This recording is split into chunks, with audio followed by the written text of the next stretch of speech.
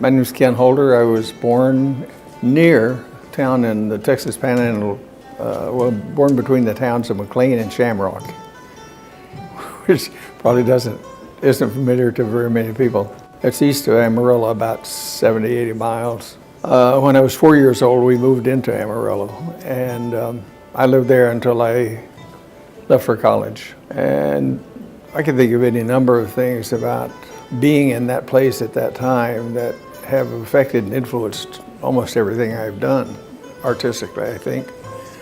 Part of it was just a kind of an attachment to the land. You may think that's funny if you've ever been to the Texas Panhandle, and it's flat and dusty and tumbleweeds and not a whole lot to see, generally speaking. There's something about the I don't know, the sky and the air and just the atmosphere that I always felt really attached to the earth. And part of it had to do with the breaks that we got away from it, going up into New Mexico in the mountains or to Colorado. And I was in awe of that landscape then in contrast. And when we would go, I would pay particular attention to the landscape. I'd make sketchbooks and carry them along with me, and as we drove in the car, I would make drawings, and then when we got into camp at night, I would color them in with my colored pencils.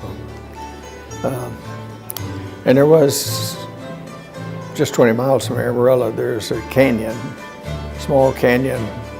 I would say a really small canyon. It's 5 miles wide and about 30, 40 miles long, I guess. It's a state park now. And down there, they refer to it as the Little Grand Canyon. That was one of my favorite hangouts as a kid. As a family, we would go down there to picnic or camp or whatever. And that was a place of mystery to me because it was a place where it was just kind of wide open and you could roam trails down there and you could see all kinds of wildlife. And I remember seeing right in the middle of a stream one time a couple of bulls fighting a typical battle head to head, trying to run the other one off from the herd that was down in there. Somebody's cattle anyway. Stuff like that, and wild birds and all kinds of other stuff. And that was a favorite place, and that place particularly had influence on me, I think, in terms of kind of an attachment to the land. But somehow it was always about the land. Relatives of mine had ranches down there, or farms, I should say, and I would go and work in the summers on the farm. And my grandmother lived back where I was born, and every summer I would go back and spend 2 or 3 weeks with her. Just the two of us alone out in the country, and we'd walk a lot and explore a lot there. So the landscape itself, I'd have to say, is good or bad. I think it's had some direct influence on who I am and what I do. One other particular thing I would mention is Amarillo was the place where George O'Keeffe went when she was shortly out of college. She was living in North Carolina, I think it was. And Amarillo Public Schools wanted to set up an art program in their schools. And they looked around and somehow they found her and hired her to come to Texas, which was her first trip out to the Southwest. And she served for a couple of years as the superintendent of art and the first art teacher in the public schools in Amarillo.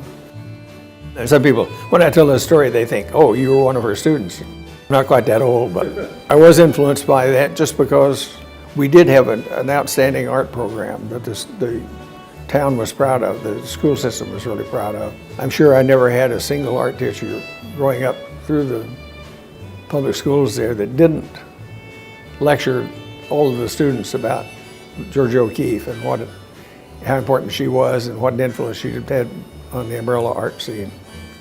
I told the story, I keep saying this is the last time I'm going to tell this story, but when I was 4 years old, someone gave me Gene Autry King of the Cowboys paper doll book.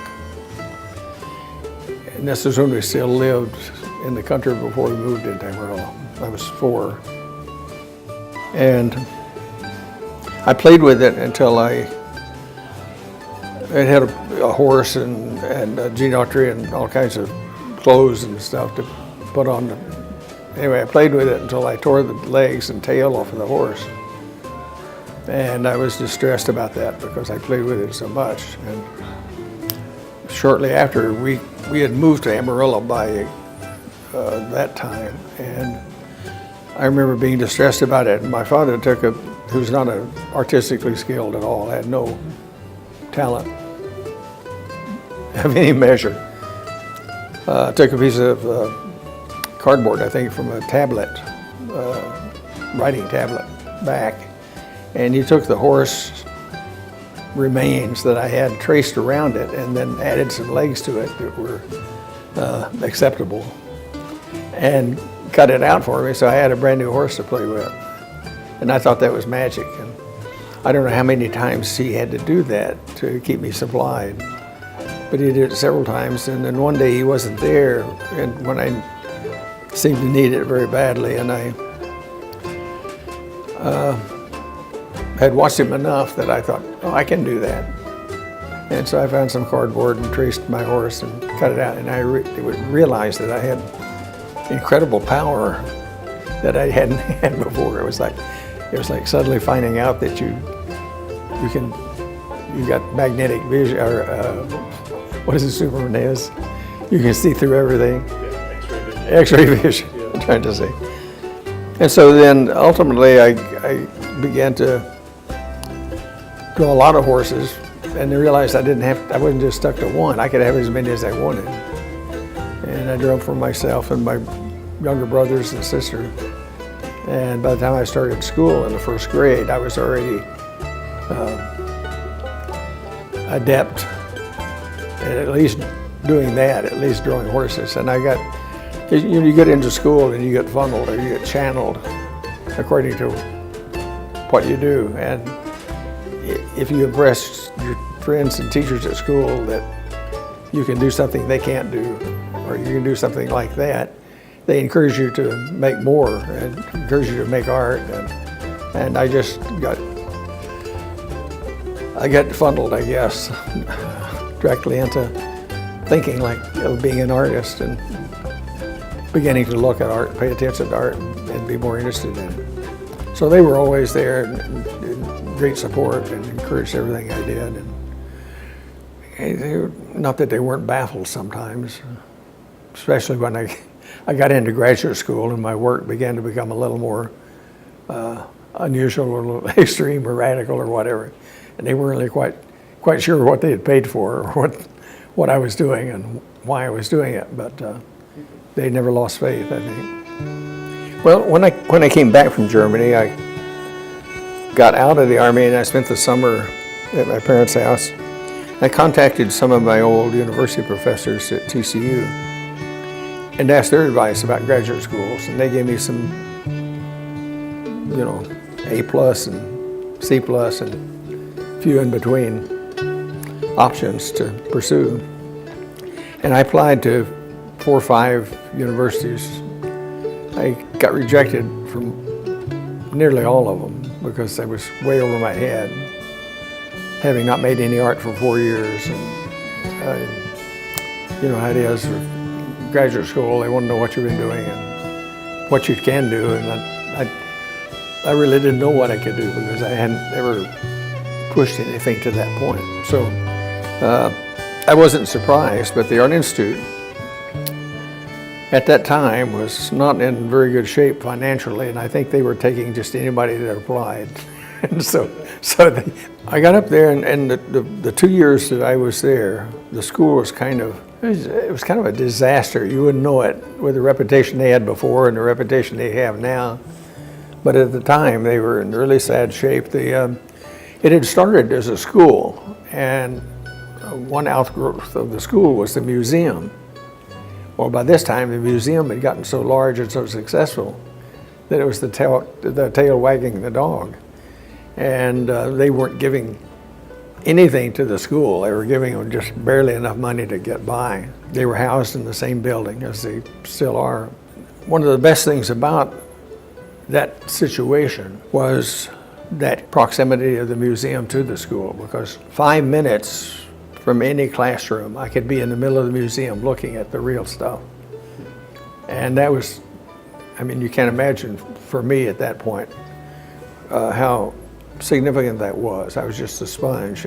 The school itself, because it was so starved financially, didn't have a particularly vital faculty. Most of the faculty were people who had been students there 20 or 20 years before, say, and had been the top students. And so they used to award the students a year travel in Europe after their degree. And so most of the instructors I had were people who had done that, who had gone through that, had gone to Europe, come back, and got hired to teach when they got back, and they'd been there ever since. And they were good, and they were challenging and interesting, but I have to say I don't think they were the most inspirational teachers I ever had. They were just kind of, I think a lot of them, they were getting kind of tired, not all of them. There were a few distinguished ones that made a strong impression on me and encouraged me a lot in terms of thinking about what kind of teacher I might be or want to be when I got out.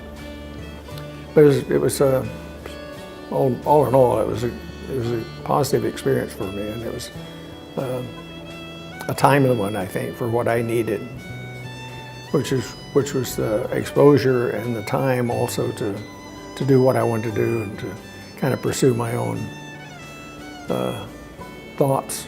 I was largely impressed by the city itself. I lived on the near north side, and so most of the time I just walked to school, and I'd walk different streets between all these big tall buildings, and I was really aware of space and the relationship of people to architecture. And so most of the paintings that I did were either very formal, geometric kind of representations of landscape kinds of space, or the relationship of small figures to large geometric spaces.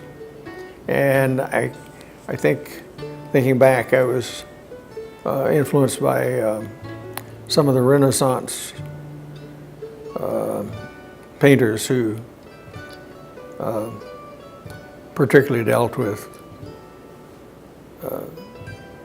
spatial issues like that when they were first discovering perspective and had these settings of figures against geometry, and even at that point I wasn't too knowledgeable about some of the contemporary things that were going on around me. I mean, all the way back to high school, I knew of Jackson Pollock, for example. That'd only been 5 years or so before. But I'd never seen a Jackson Pollock. I just had a friend in Amarillo who, an older friend that worked in the store I worked in, that was a wannabe painter, and he wanted to emulate Jackson Pollock, and I'd go over to his house, and he'd have a canvas spread out on his driveway, and he'd be out there splashing paint around, and I'm watching all this seriousness going on and trying to figure out, well, what's that about? what is this painting about? And so by the time I got the Art Institute, I still had seen very little, at least contemporary art, a lot of modern art there, of course, and I think it was I was influenced more by Matisse and Picasso than anybody else, as far as models go. When I was graduated, as my English teacher would say, I had to find a job, because by then I was married. And so I did the typical thing. I made up resumes, and I sent resumes all over the country applying. And my wife and I set out on a road trip to go around to these schools to make the interviews. And one of the first places I came was to Normal. I've been in Bloomington since 1969. That's hard to believe. I've been retired almost half of that time. That's even harder to believe. I taught drawing and painting for 30 years at Illinois State, as well as being the director of the graduate program for, 2 or 3 or 4 years. Have tried to be an active member of the community. I appreciate the community that is here. I always said it was one of the best places in the country to raise your kids because of the kind of sanity that we McLean County people pretend to have. I find it difficult to talk about my artwork per se because I don't feel compelled to explain it to anybody. It's just what I do.